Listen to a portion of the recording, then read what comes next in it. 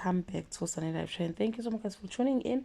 Well guys, I'm back again with the Mzansi Soapy Stories, and namhlanje sikhuluma ke nge-homecoming. Ngiyazi guys ukuthi makuyi weekend sesin update ukuthi yini ke ongasike uyilindele ke emidlalweni yakho ke oyithanda kakhulu. Guys, bathi ke kuleli viki uMamkwanyane uMamkwanyana's world comes trembling down when she learns of Sifiso's final act of betrayal. Guys, uSifiso kudala embonisile uMamkwanyane ukuthi yena uthanda uZethu.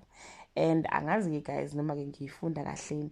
Mangabe ufunda i-title yangomhla ka-10 ngoFriday ithi A Policy for Life, and besethi uMamkwanyana ke uphatheke kabi kakhulu emva ukuthi ebonile ke ukuthi uSifiso i-act yakhe, the final act of betrayal, how he betrayed her. Ukuthi wenzeni guys, ngiyasola ukuthi uSifiso ubhala uZethu emafeni. Mawukuthi ngampela bakhuluma ngepolice, I tell you ukuthi kungenzeka ukuthi emafeni akhe uSifiso ubhale uZethu. What a betrayal guys, what a betrayal. On the other side guys, kuvela ke laphayana kuvela ke indaba kaMthandeni guys. uMthandeni uyagowa and akekho umuntu ke omsupportayo. Indoda yakhe isayida naleya ngane yayo ekhohlakele. But ke guys, into engithanda ukuthi amaphoyisa aseqala ukubona ke ama loopholes la ukuthi le story salomfana asihlangani kahle. So asazi guys ukuthi le ndoda iyokwenza njani uma ngabe isithola iqiniso lipheleleyo njengoba itreata ke unkosikazi wayo ke ngaleya ndlela.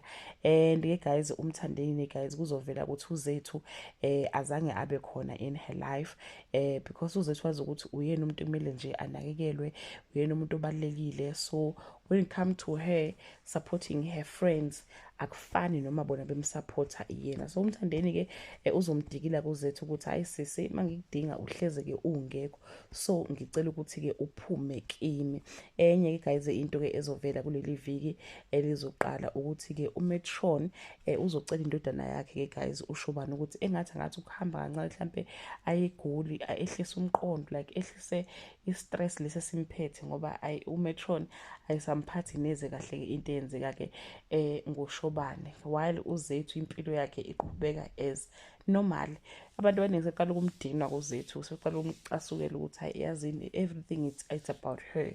So anyway guys, yeah, that brings us to the end of this video. Leave your comment below and share your opinion. Bye.